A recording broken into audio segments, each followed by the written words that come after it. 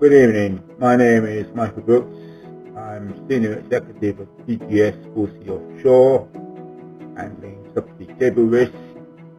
I was also a CEO of Risk Panel Limited, which is absorbed into 4C Offshore. That was covering cable risk mitigation for insurers and underwriters, and as I said, it's been absorbed into 4C Offshore.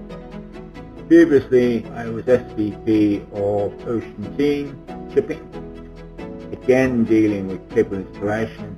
Prior to that, I was Chief Executive of Mobile Diving, where we covered probably 90% of the offshore land hauls for submarine pipelines, covering gas and oil infrastructures, and what was there in the new generation of fiber optic cables. So, where have we got to? What's changed?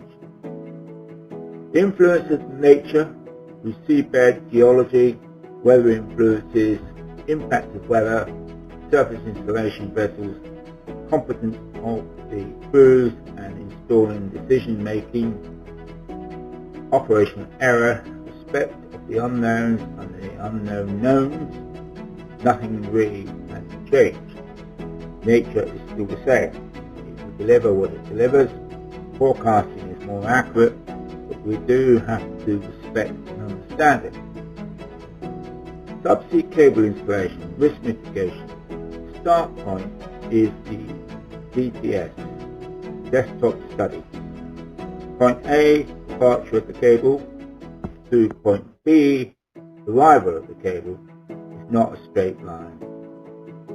You need to understand the dynamics of the seabed, the geology, the installation criteria, to achieve what is a fit for purpose installation objective, namely the critical path, which will see the cable installed for long-term survivability and revenue delivery, which is what it's all about. Risk mitigation, protecting the installation, the personnel, the systems used, the product itself, the owners, investors, the owners and the insurers. They are all linked. They all need to understand the critical path. As mentioned, the start point is the DTS. From that, the best fit from the point of view of economic sustainability of the cable installation, given that we are now in a regime of rising costs, we have seen some interesting deliveries, particularly the recent non-take-up of offshore wind farm licenses because of the rising costs and capital floor. These all feed through to where we are going to go in the future. That said, my paper will not deliver the answers. What I will focus on is the current state of the industry, supply chain, objective pressures, I should say, for delivery, and the big unknown. What is it going to cost before any financial returns appear? HS2 in the UK should be an example. That's on dry land.